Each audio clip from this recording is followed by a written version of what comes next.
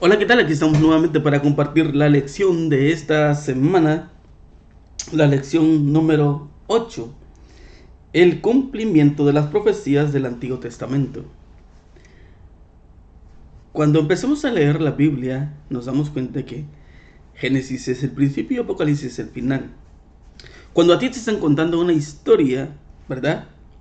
Todos queremos ya conocer el final, el resultado final.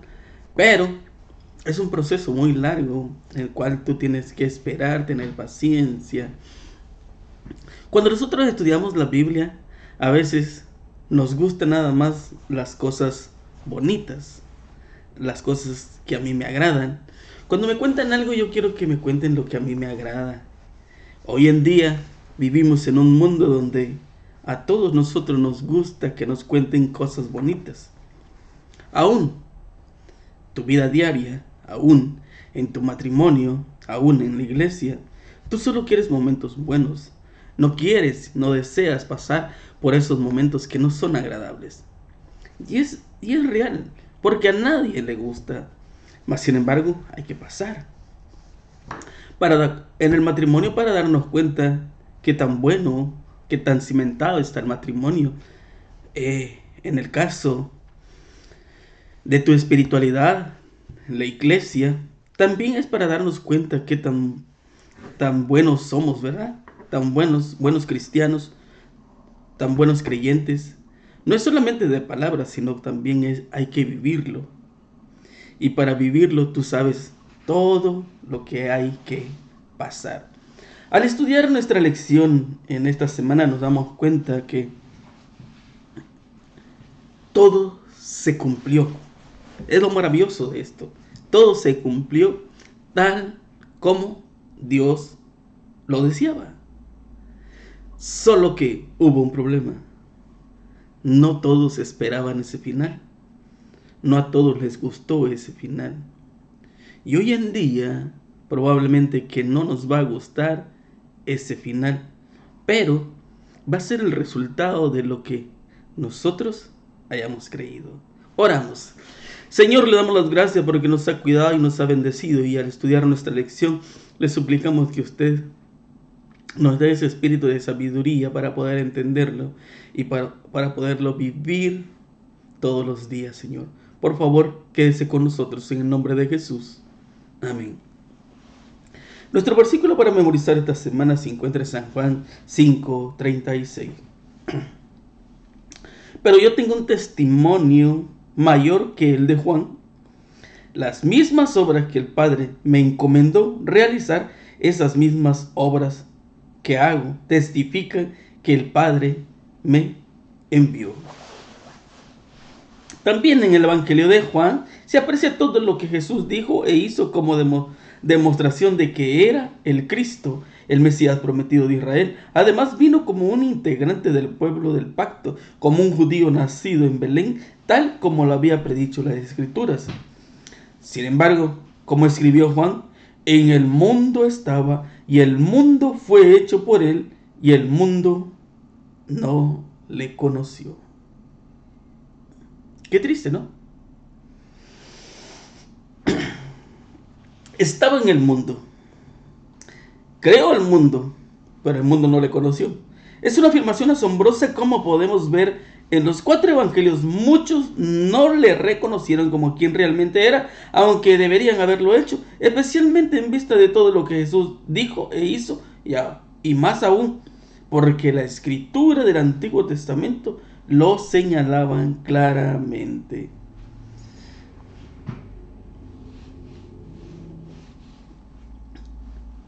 Además de los milagros específicos que Juan utilizó para señalar a Jesús como el Mesías, el evangelista también registró el debate más amplio acerca de las señales y las obras y prodigios hechos por Cristo.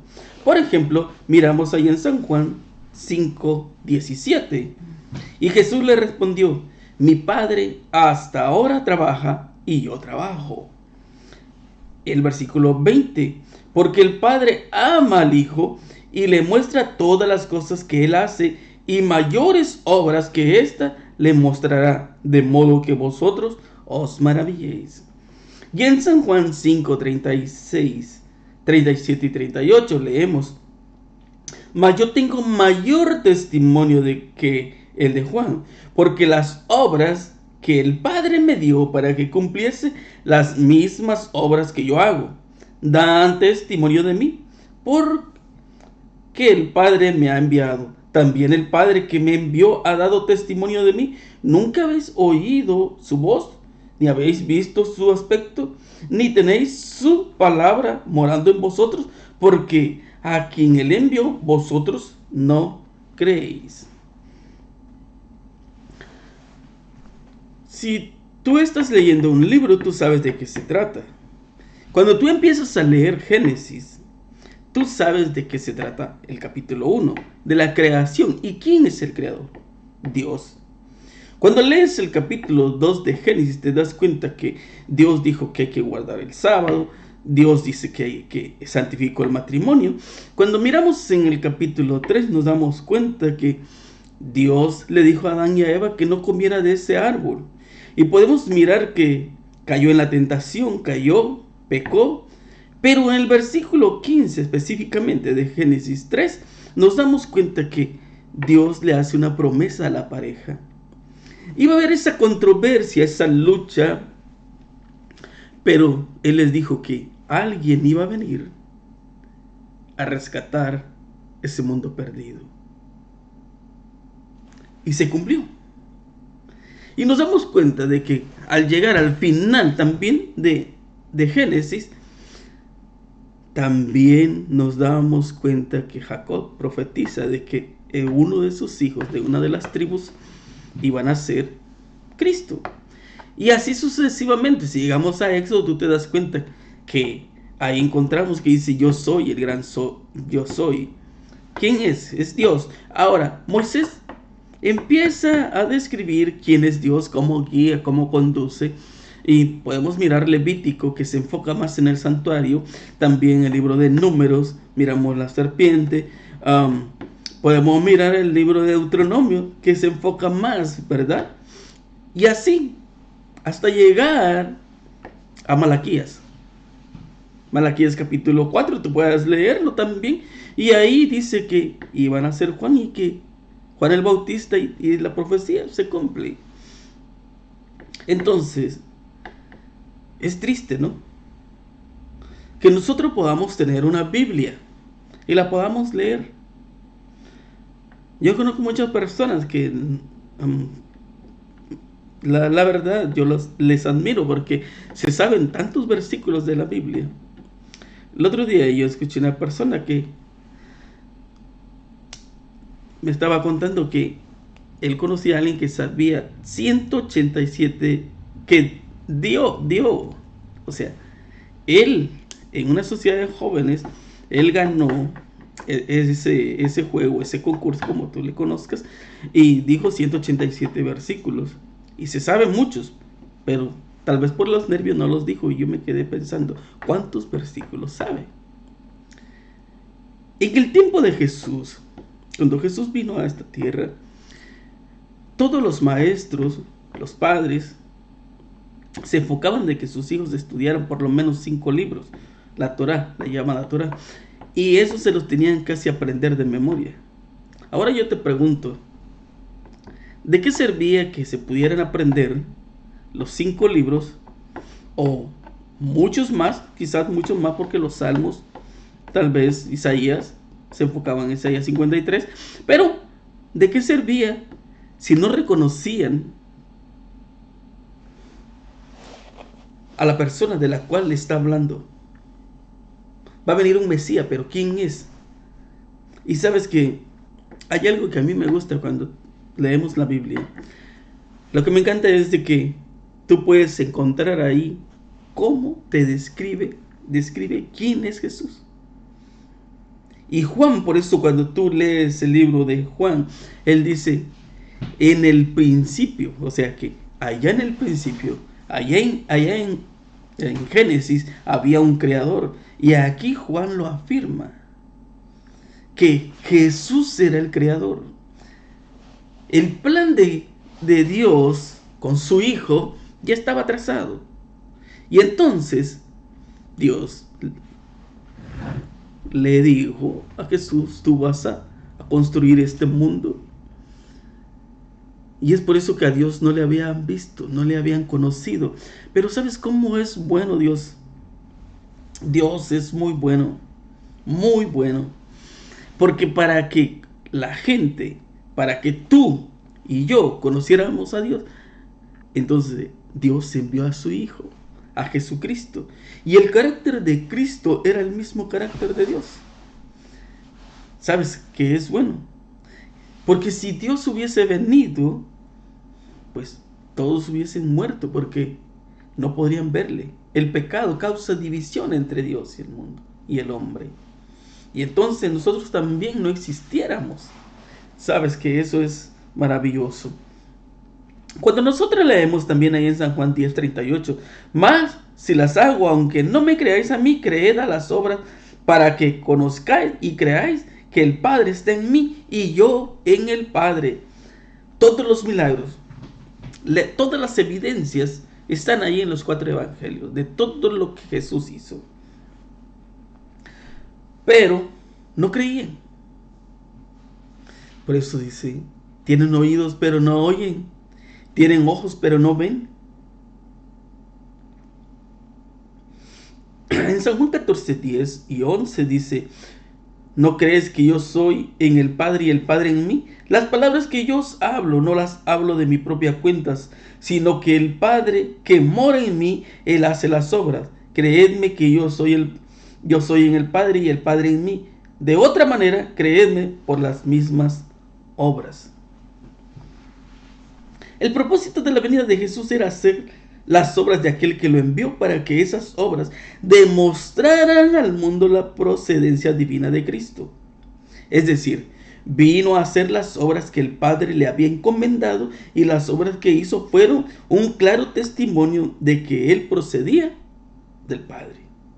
Sin embargo, como ya hemos visto, a pesar de las poderosas señales y del testimonio de numerosas personas, muchos decidieron no creer. Los líderes religiosos le preguntaron a Jesús, ¿hasta cuándo nos va a tener en suspenso? Si tú eres el Cristo, dínoslos abiertamente. Respondió Jesús, se los he dicho y no creen. Las obras que yo hago en el nombre del Padre testifican de mí. Muéstranos si tú realmente eres hijo de Dios. Ahora dime tú,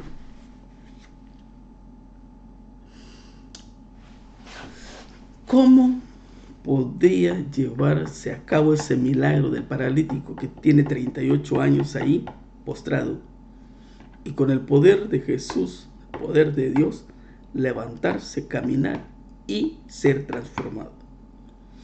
¿Cómo podemos testificar o no creer si estamos mirando a Lázaro que sale de la tumba después de 4 días? ¿Cómo? No es arte de magia. A veces nosotros queremos creer en fantasías, en alusiones, pero esto es real. Este es el poder de Dios. Pero no querían creer. ¿Y por qué no querían creer? Piensa por un momento. ¿Por qué es que no querían creer? ¿O por qué es que no deseaban creer? Por eso en Hebreos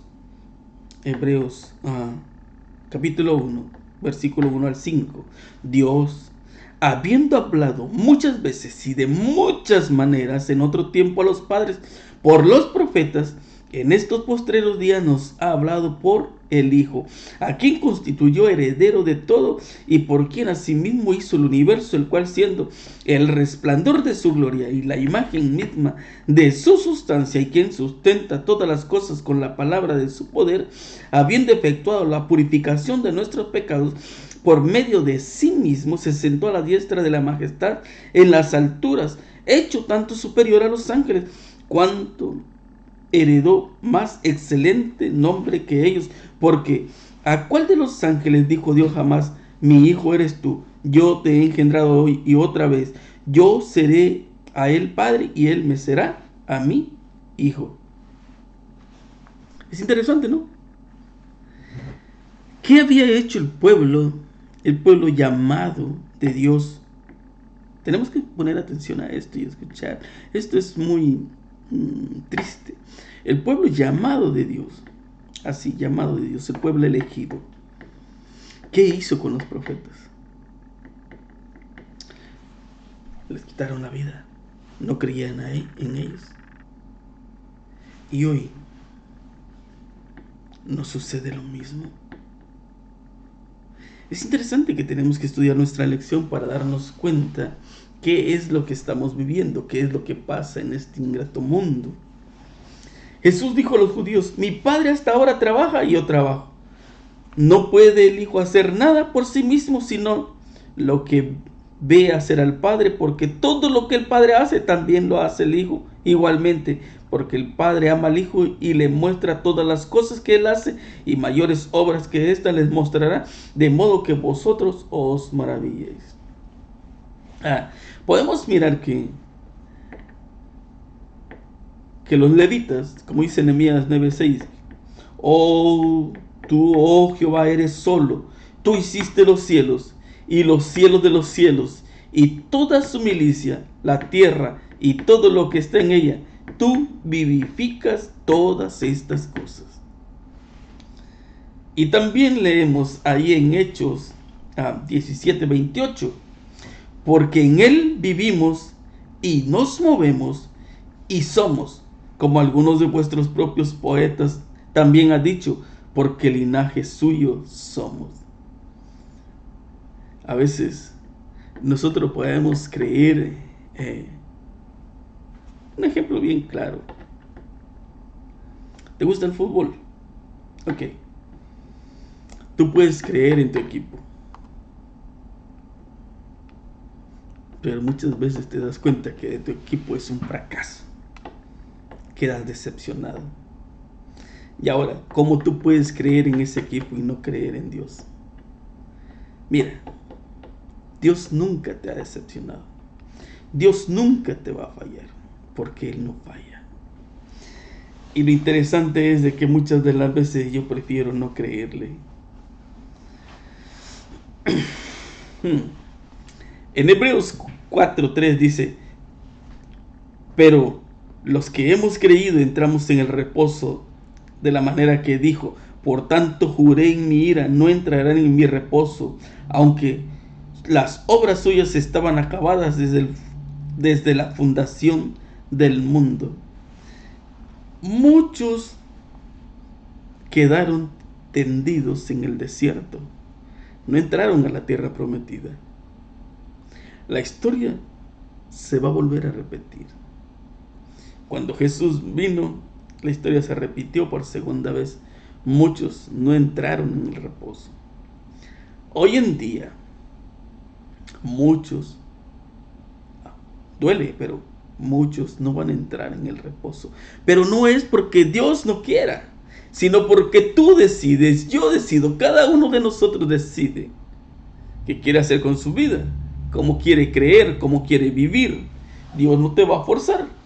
Dios te da la oportunidad. Te creó con esa libertad de que tú puedas hacer, caminar al rumbo que tú desees. Pero recuerda que todo tiene consecuencia. ¿Quieres salvarte? Tienes que ir por el camino correcto. Ahora, ¿quieres perderte?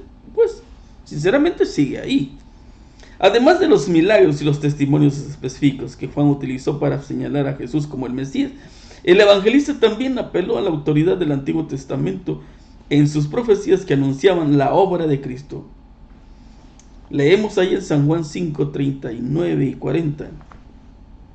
Escudriñad las Escrituras, porque a vosotros os parece que en ella tenéis la vida eterna, y ellas son las que dan testimonio de mí. Y no queréis venir a mí para que tengáis vida. Porque si creyereis, el versículo 46 y 47, porque si creyeres a Moisés, me creerías a mí, porque de mí escribió él.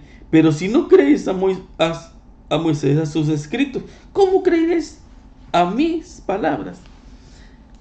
¿Por qué Juan emplea en todo su evangelio?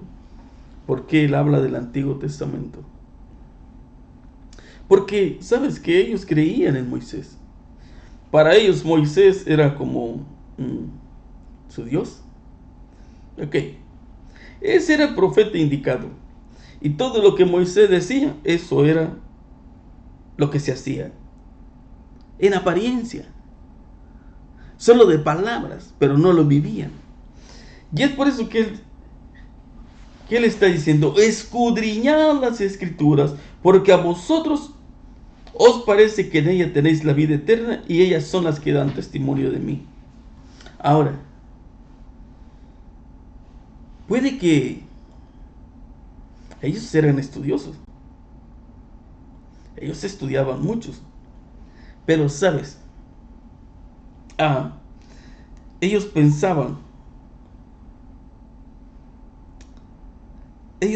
que solo bastaba con estudiar las escrituras. Por ejemplo, cuando decían escudriñar las escrituras, el contexto parece indicar que lo más probable es que estas palabras sean en sencilla declaración de Cristo a los judíos. Escudriñar las escrituras porque pensáis tener vida eterna en ellas. Y ellas testifican en cuanto a mí. Desde el antiguo existía la creencia que los judíos de que el conocimiento de la ley le garantizaba de por sí al hombre la vida eterna.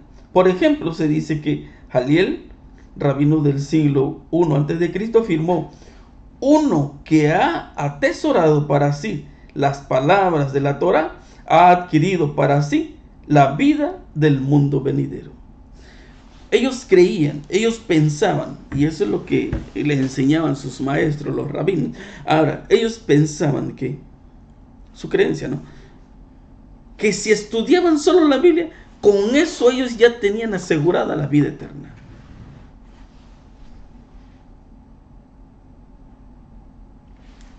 Qué bueno fuera, ¿no?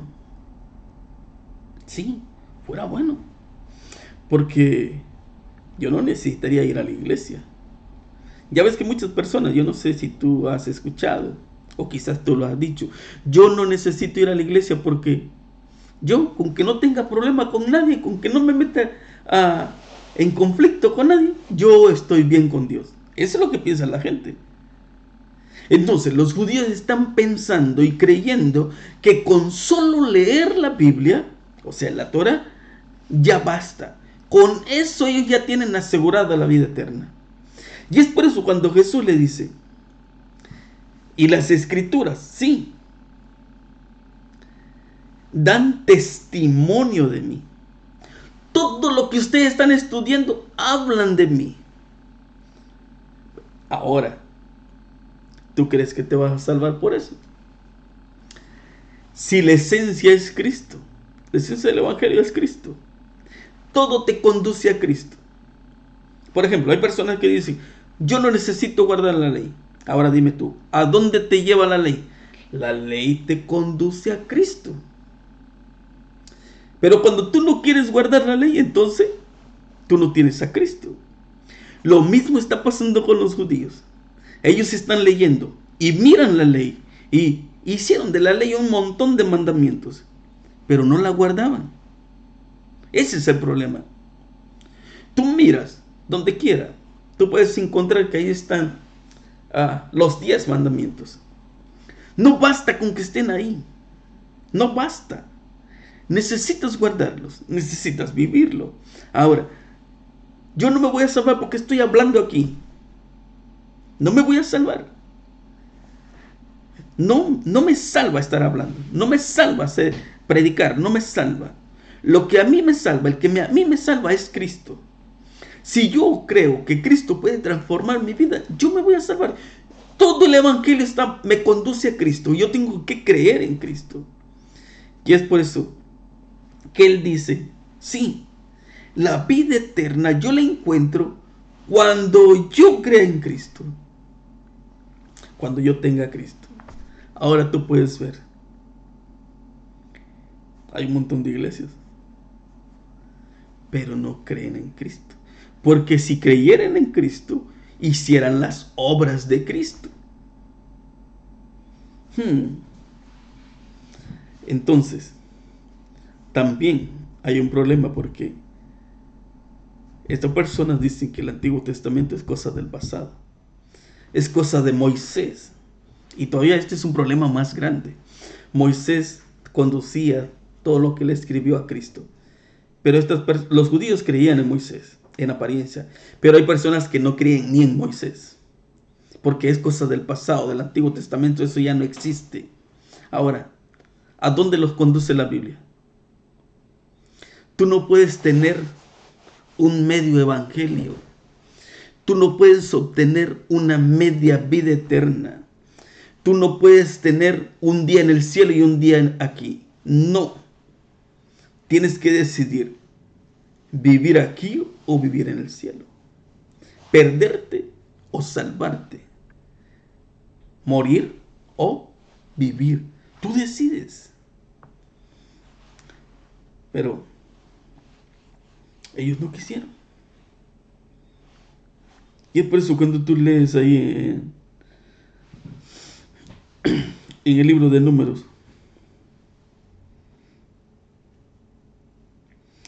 versículo 21, 5 al 9.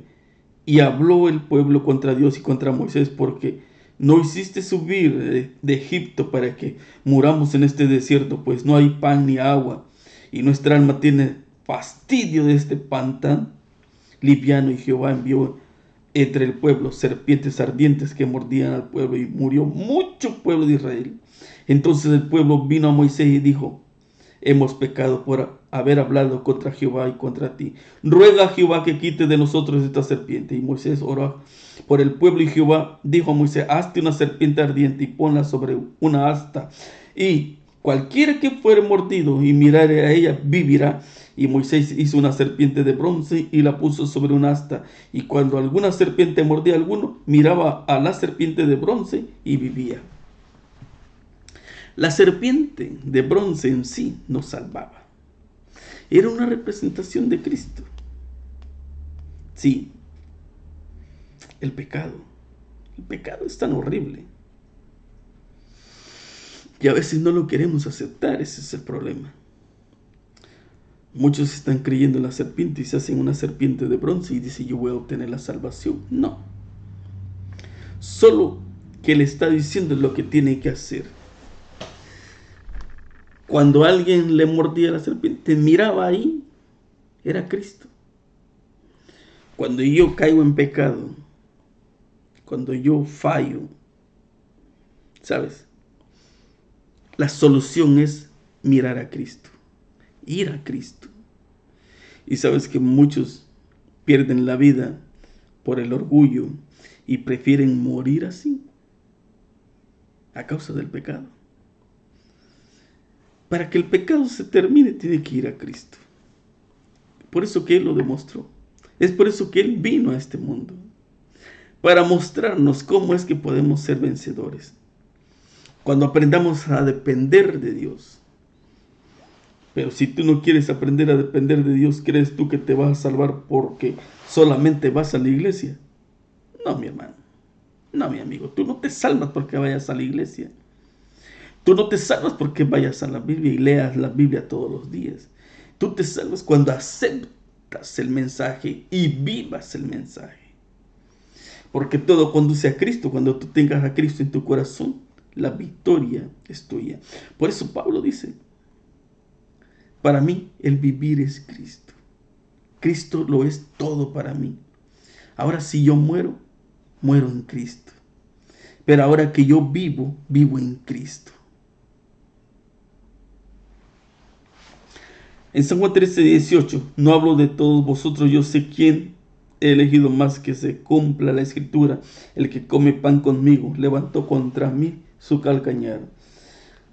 Cuando estaba en San Juan 17:12, con ellos en el mundo yo los guardaba en tu nombre. A los que me diste yo los guardé, y ninguno de ellos se perdió, sino el hijo de perdición, para que la escritura se cumpliese. Y San Juan 19:24, entonces dijeron entre sí: no la apartamos, sino que echemos suerte sobre ella, a ver a quién será. Esto fue para que se cumpliese la escritura que dice: repartieron entre sí mis vestidos, y sobre mi ropa echaron suertes. Y en San Juan 19:28, después de esto, sabiendo Jesús que ya todo estaba consumado, dijo: para que la escritura se cumpliese, tengo sed. Y el versículo 36 del capítulo 19: porque estas cosas sucedieron para que se cumpliese la escritura, no será quebrado hueso suyo. Todo esto dio evidencia para que se cumpliese. ¿Sabe qué? Jesús sabía quién era Pedro. Jesús sabía quién era Juan, quién era Santiago.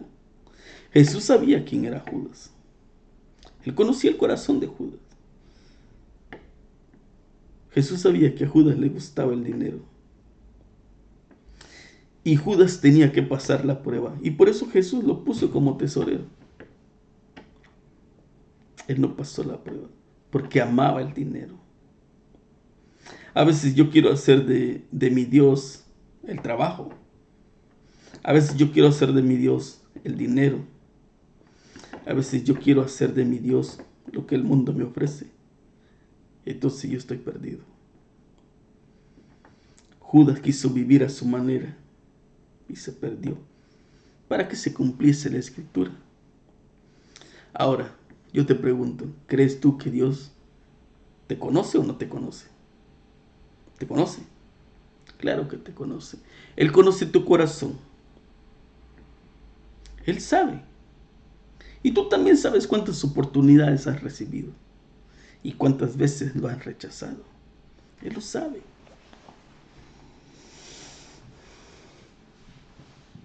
Cristo nos ha mostrado cómo puede lograrse esto por medio de que venció Él en el conflicto con Satanás por la palabra de Dios. Solo por medio de la palabra pudo resistir a las tentaciones. Escrito está, dijo. Y nosotros nos son dadas preciosas y grandísimas promesas para que por ellas fuese hecho participantes de la naturaleza divina, habiendo huido de la corrupción que está en el mundo por concupiscencia. Segunda de Pedro 1:4. Por eso, en el Salmos 119:11, en mi corazón he guardado tus dichos para no pecar contra ti. El salmista sabía que él había fallado, que era un hombre pecador, pero también sabía cómo podía mantenerse. Yo sé que es difícil. Tú también sabes que es difícil, pero no hay nada imposible. En una discusión con los líderes religiosos acerca de su identidad, Jesús se pronunció en favor de la autoridad de la Escritura. A primera vista, pareciera innecesario que lo hiciera, pues ellos creían en la Biblia. Sin embargo, lo hizo para mostrarles quién era, independientemente de cuán duros fueran sus corazones y de cuánto lucharon contra la convicción impulsada por la evidencia. Por su parte, Juan registra muchas citas directas y alusiones del Antiguo Testamento que señalan a Jesús como el cumplimiento de las promesas mesiánicas. Si nosotros miramos ahí en San Juan capítulo 1, versículo 23, dijo: yo soy la voz de uno que clama en el desierto, enderezad el camino del Señor, como dijo el profeta Isaías, en Isaías 43, ahí lo encontramos. También en San Juan capítulo 2, versículos 16 y 17, y dijo a los que vendían palomas: quitad de aquí esto y no hagáis de la casa de mi padre casa de mercado. Entonces se acordaron sus discípulos que esto está escrito: el celo de tu casa me consume, en Salmo 69:9, porque me consumió el celo de tu casa y los de los que te vituperaban cayeron sobre mí. Podemos mirar que hay más versículos, por ejemplo, en San Juan 7:38. El que cree en mí, como dice la Escritura, de su interior correrán ríos de agua viva. Y Jeremías lo estaba diciendo también allá en el capítulo 2, versículo 13. Porque dos males ha hecho mi pueblo. Me dejaron a mí fuente de agua viva y cavaron para sí cisternas rotas que no tienen agua. Pero también en San Juan 19:36 Porque estas cosas sucedieron para que se cumpliese la escritura. No será quebrado hueso suyo. Y en Números 9:12 lo estaba diciendo. Nos damos cuenta que las evidencias estaban ahí. Ahora, ellos estaban pidiendo, muéstranos, enséñanos. Pero ¿qué más les podía enseñar? Y es por eso que Jesús les dice a los líderes religiosos: ustedes escudriñan las escrituras porque piensan que en ellas tienen vida eterna, pero ellas testifican de mí. Qué increíble afirmación de sí mismo. Ahora, las estimaciones varían, pero algunos estudiosos sostienen que Jesús de Nazaret cumplió cientos de profecías del Antiguo Testamento. Humanamente hablando, las probabilidades de que algo así ocurriera eran insignificantes, equivalentes a encontrar una aguja en un pajar en el primer intento. Ahora, ¿sabes qué? Nos damos cuenta cómo Dios es bueno. En San Juan 12:13 tomaron ramas de palmeras y salieron a recibirle y clamaban: Hosana, bendito el que viene en el nombre del Señor. El Salmo 118:26 lo describía. También lo que encontramos en San Juan 12:14-15, halló Jesús un asnillo y montó sobre él, como está escrito: no temas, hija de Sión, he aquí tu rey viene montado sobre un pollino. Zacarías 9:9 también lo dice. Ahora, ¿qué más evidencia podían encontrar? Ahí estaban. Pero la cosa no es de que no les dieran evidencia, sino que ellos no quisieron creer.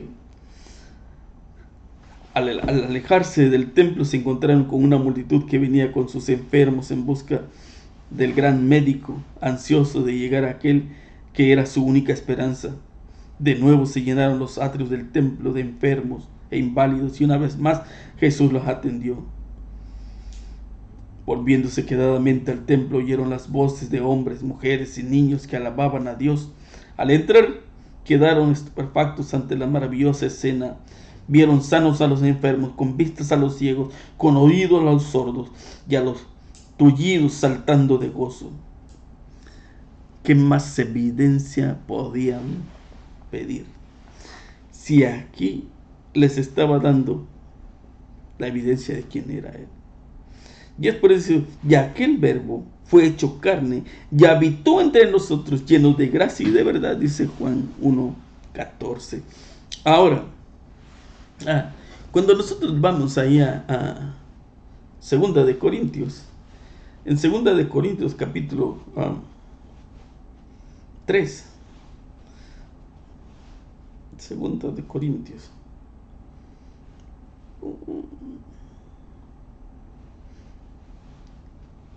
versículo 6. Mira, dice: el cual asimismo nos hizo ministros competentes de un nuevo pacto, no de la letra, sino del espíritu, porque la letra mata, mas el espíritu vivifica. ¿Sabes qué? Hace unos días me llamó una persona para preguntarme de ese versículo y yo le dije: es muy interesante. Sabes que hay muchas personas que leen la Biblia todos los días y dice: ¿y por qué dice que la letra mata? Sí, porque la Biblia, como dice Pablo en el libro de Hebreos, es una espada de dos filos.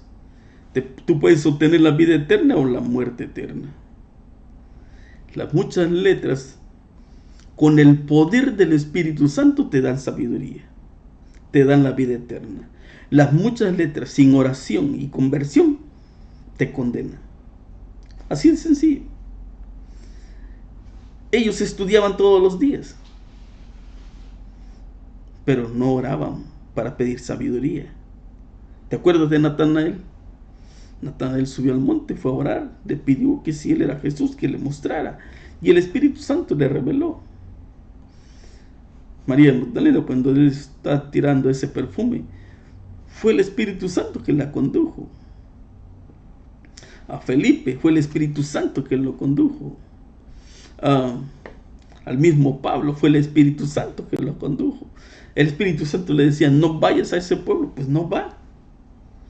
Y entonces, ¿por qué el Espíritu Santo? Porque el Espíritu Santo te va a revelar tu vida. El Espíritu te va a revelar que si tú estás mal necesitas una conversión. Pero entonces yo me hago del oído sordo y digo, no hay solución. Entonces si yo no quiero, Dios no puede hacer nada por mí porque yo soy el que toma la decisión. En nuestro estudio el Evangelio de Juan hemos visto hasta aquí que él muestra que Jesús es el Mesías. Sin embargo, muchos de los líderes religiosos, los guías espirituales del pueblo, eran sus mayores enemigos. ¿Por qué? Mira lo que dice. Sin embargo, muchos de los líderes religiosos, los guías espirituales del pueblo, eran sus mayores enemigos. Y esto es triste. Los mayores enemigos de Dios aquí no es el diablo, son los líderes religiosos. Muchos líderes religiosos, ellos creen tener la verdad y están conduciendo a mucha gente a la perdición. ¿Por qué? Porque ¿qué voy a hacer yo sin ese dinerito? Yo no quiero trabajar, yo aquí estoy bien, gano bien, tengo dinero, tengo casa, tengo carros, cuentas en el banco, ¿qué me hace falta? La mentira. Pero se nos olvida algo, que un día vamos a entregar cuenta con Dios. Un día. ¿Sabes qué? Hay muchos que creemos tener la verdad y decimos tener la verdad, pero si no la vivimos, de nada sirve. Y yo no llevo mucho tiempo en la iglesia, quizás 18 años, por ahí, 17, 18 años, de 2006. Pero me he dado cuenta que una cosa, de que hay muchos que dividen la iglesia porque creen ellos que ellos tienen la verdad. Muy legalistas. Se van al espíritu profecía y dice, esto es lo que dice el espíritu profecía. Sí, y es cierto, puedes ir al espíritu profecía. Y puede ser que eso dice el espíritu profecía, pero necesitas ir a la Biblia primero. Pero necesitas ir a Dios primero y dejar que el Espíritu Santo te revele si tú tienes la verdad. Y es por eso que me duele decirlo, pero también se ha dividido la iglesia. Han salido líderes diciendo que tienen la verdad, pero no es cierto. La verdad es una, no pueden haber dos verdades. En la Biblia hay una iglesia que es la de Cristo y hay una iglesia la que es del mundo. Dos iglesias, salvación y perdición. Por eso Pablo dice, cuidado. Le dice a la iglesia de Éfeso, yo estoy orando para que Dios les dé sabiduría. Pero también dice, muchos salieron de aquí, pero no eran de aquí. Por eso Juan dice, me duele que se hayan ido. Pero si se fueron fue por una razón, porque ellos no quisieron. ¿Y sabes cuál es lo más triste? ¿Por qué se fue esa gente? Porque la iglesia no quiso hacer lo que ellos creían que era bueno. ¿Sabes por qué los fariseos no aceptaron a Jesús? Porque Jesús era más popular y a ellos no les gustaba. Le tenían envidia, le tenían odio, todo les molestaba. Entonces, ¿a qué Dios creían? Y hoy en día tú puedes encontrar a muchas personas que dicen que aman a Dios y tienen más odio que saber qué cosa. Ingratos, ¿no? En San Juan 8:12, otra vez Jesús les habló diciendo, yo soy la luz del mundo, el que me sigue no andará en tinieblas, sino que tendrá la luz de la vida. ¿Sabes? ¿Cómo es que ellos no quisieron entender? Mira, en el versículo 22 decían entonces los judíos: ¿acaso se matará a sí mismo, que dice: a donde yo voy vosotros no podéis venir? Y él le dijo: vosotros sois de abajo, yo soy de arriba. Vosotros sois de este mundo, yo no soy de este mundo. Por eso dije que moriréis en vuestros pecados, porque si no creéis que yo soy, en vuestros pecados moriréis. Entonces le dijeron: ¿tú quién eres? Entonces Jesús le dijo: lo que desde el principio he dicho. Muchas cosas tengo que deciros y juzgar de vosotros, pero el que me envió es verdadero, y yo lo que he oído de él, esto hablo al mundo. Pero no entendieron lo que hablaba. ¿Para qué te estás preparando? Sabes, como aquí ahora se viene cambio de clima, viene el frío, y cada uno de nosotros se tiene que preparar ropa para frío. Entonces, cuando nosotros miramos todo lo que está aconteciendo en la iglesia, en el mundo, nos damos cuenta que Cristo está pronto a volver. Y tú vas a decidir, vas a tener que tomar una decisión. ¿Para qué te vas a preparar? ¿Para seguir viviendo en este mundo o para ir al cielo? Hoy en día la gente está preocupada comprando casa, carro, cuenta en el banco, ropa, todo lo del mundo. Pero no quiere estudiar la Biblia. No quiere estudiar. No quiere aprender. No quiere caminar con Cristo. Duele, pero es una realidad. Y cada uno de nosotros tiene que tomar una decisión. Escudriñad las Escrituras, dijo Jesús, porque a vosotros os parece que ya tenéis la vida eterna, y ya son las que dan testimonio de él. Cristo quería que su pueblo, así llamado, se salvara, pero no quisieron creer. Hoy sucede lo mismo. Dios no ha enviado a su Hijo ahora, porque te está dando una oportunidad a ti, me está dando una oportunidad a mí. Porque el deseo de Él es que tú y yo nos salvemos. Pero yo voy a tomar mi decisión y tú vas a tomar tu decisión. ¿Dónde quieres seguir viviendo? ¿En este mundo o en lo que Dios te promete? Mi hermano, mi amigo, que tomes la mejor decisión. No es una decisión cualquiera. Piensa por un momento. Tú no estás en este mundo por casualidad. Y si tú miras o escuchas este video, no lo vas a escuchar por casualidad. Así trabaja Dios. Él te está dando una oportunidad y tú decides si la tomas o no la tomas.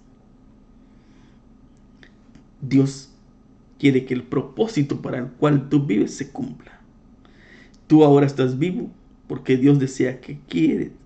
El deseo de Él es que tú sigas viviendo y que vivas eternamente, que no mueras.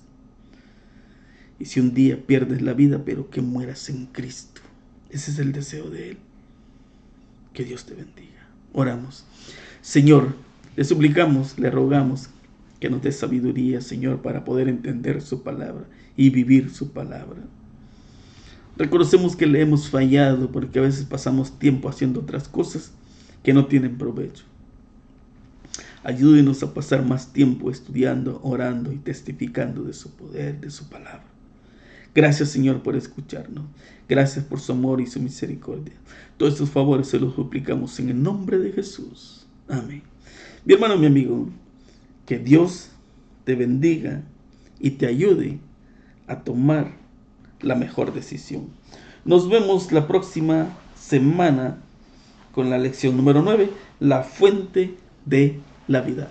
Bendiciones.